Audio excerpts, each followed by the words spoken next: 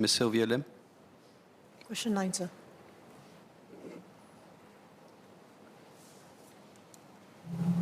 Mr. Deputy Speaker, Singapore's position on Russia's invasion of Ukraine remains unchanged.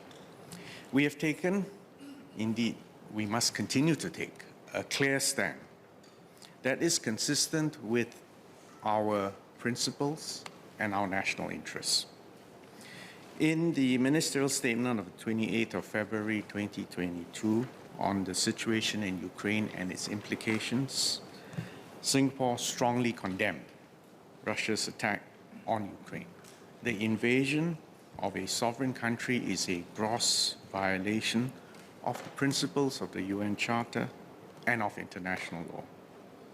The sovereignty, the political independence, and the territorial integrity of all countries, big and small, must be respected.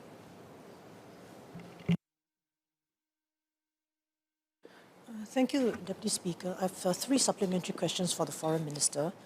The first is that to ask whether the Foreign Ministry was aware beforehand that the speech on the 8th of March was going to be delivered by Minister for Home Affairs. So first question, whether MFA knew beforehand that the speech was being given, and did MFA know the contents of the speech?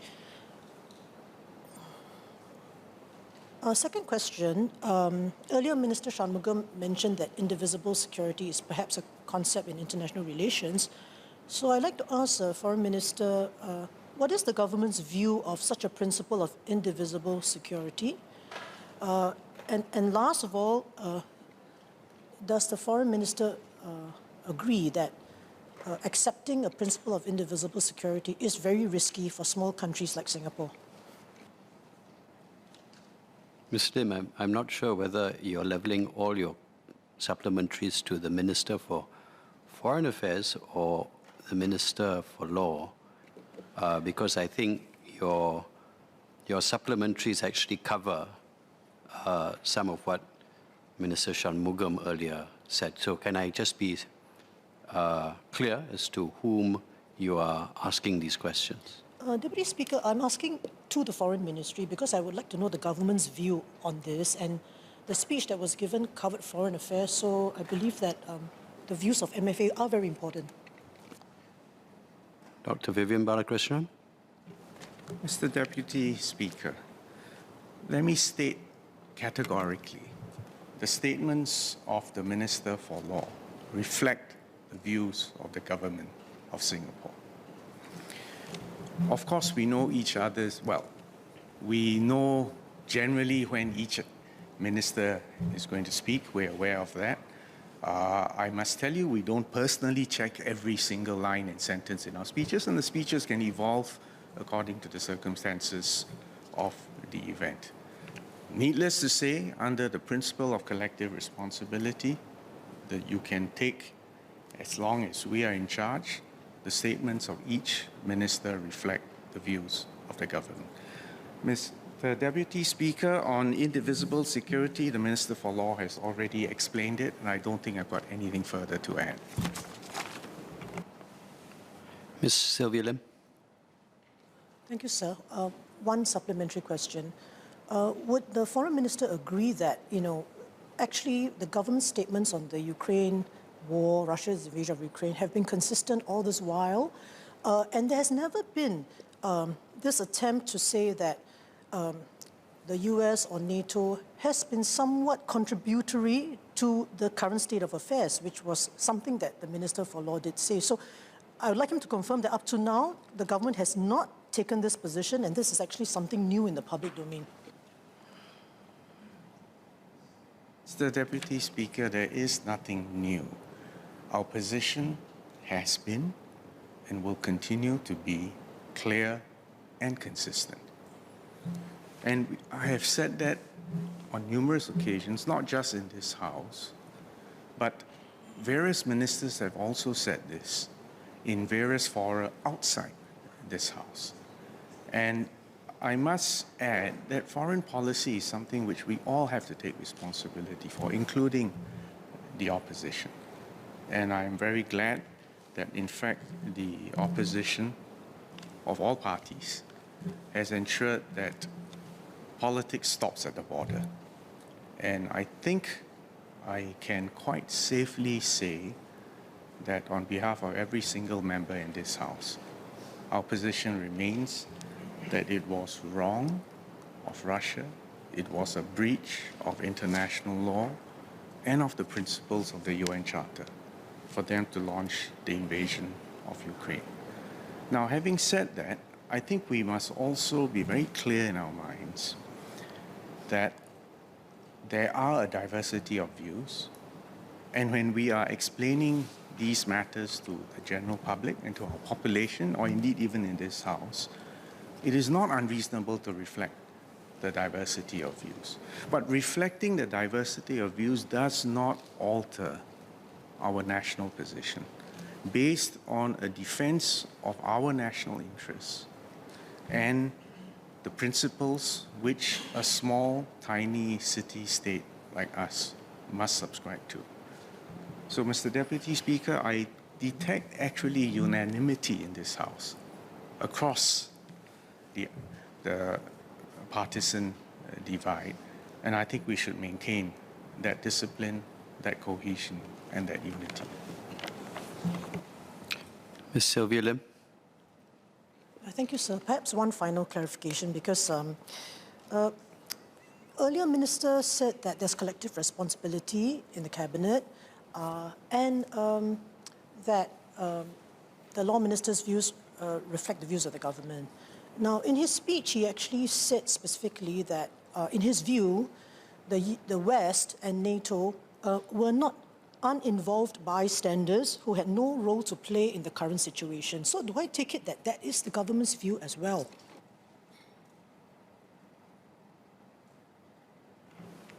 Mr. Deputy Speaker, let me again step back and take a strategic look at this. Why have we taken such a categorical stand? We have taken it because of the vulnerabilities of Singapore as a tiny city-state. And history is replete with tragedy and misfortune falling on small countries. And as the Minister for Law just explained, both in his speech and reiterated in this House, ultimately, the victim is the smaller country, Ukraine, and Ukrainians are paying the ultimate price. So our position is clear. That is wrong, a breach of international law, a flagrant violation of the principles of the UN Charter. The primary victim is the smaller country, and it's people who are paying the ultimate price. If you want to get into a larger debate on foreign policy, then I would draw your attention to the fact that we are not in Europe, we're in Southeast Asia. And as we collectively craft a foreign policy that is both consistent and protects our national interests, I would say on a larger strategic stage, we must always be aware. And in fact, let me, if you don't mind, let me recite what I said a year ago. The events in Ukraine go to the heart of the fundamental norms of international law and the UN Charter that prohibit the use of force and acts of aggression against another sovereign state. Russia's invasion of Ukraine is a clear and gross violation of the international norms and is a completely unacceptable precedent. This is an existential issue for us. Ukraine is much smaller than Russia, but it is much bigger than Singapore. A world order based on might is right, or where the strong do what they can and the weak suffer what they must. Such a world order is inimical, profoundly inimical to the security and survival of small states. And so we cannot accept one country attacking another without justification, arguing that its independence was the result of historical errors or crazy decisions. And such a rationale will go against the internationally recognized legitimacy and the territorial integrity of many countries including Singapore. So I think these are matters on which we are all agreed. You can get into arcane historical, maybe that's the wrong word, you can get into the historical details of how a situation unfolded.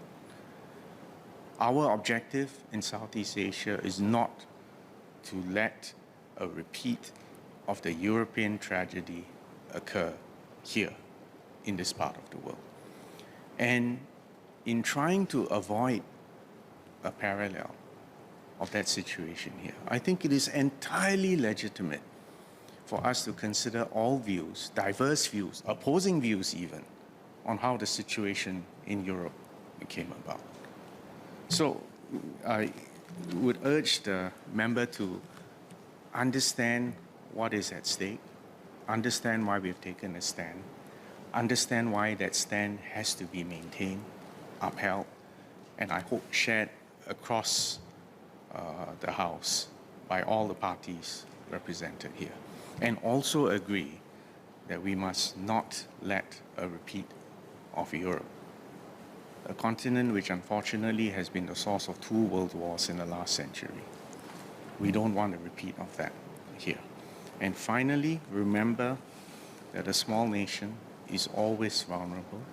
And again, to repeat something I've said multiple times here, never let ourselves be a vassal state, a stalking horse, a cat's paw for any other power.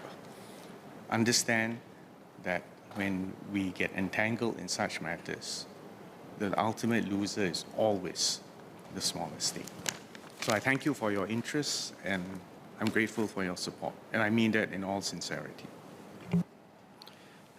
Ms. Lim, you've asked 4 or 5 SQs. I invite you to ask your final one. So based on the minister's last answer, he did not say whether the government agreed with the law minister's view that the West and NATO were not uninvolved bystanders who had no role to play in the current situation. So do I take it from him that he'd rather not go into such historical matters?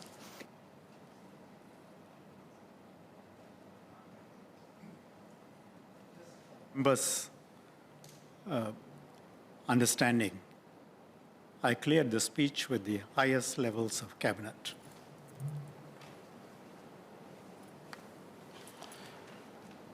Dr. Vivian Balakrishnan. There are things that we discuss. There are things that when we are having fora in Parliament and with the general public, when there's a need to reflect the diversity of views. And I think it was entirely legitimate for the Minister for Law to do so. Having said that, as the Minister for Foreign Affairs, am I going to... My first job is to protect the sovereignty, the independence, and the territorial integrity of Singapore. And therefore, there may be sometimes what I say publicly, right, is entirely aimed at achieving that. I do not wish to have words put into my mouth or to make public pronouncements beyond what I've already said, to say that beware that small countries do not get caught up in the maneuvers, the toing and froing, and the dangerous, sometimes escalatory rhetoric or action that superpowers engaged in. And I say it my way, but I think and I believe that my statements are entirely consistent with the rest of my cabinet colleagues, and we stand and we take collective responsibility for that. So I think I've said enough, Mr. Deputy Speaker, and I am still absolutely certain that there is unanimity in this House on this matter of the Russian invasion of Ukraine. And I thank the member for her support. Can I assume I have your support? Yes, sir. We have no reason to disagree with the government's consistent stand from February last year to now. And I'm very grateful for that. Thank you.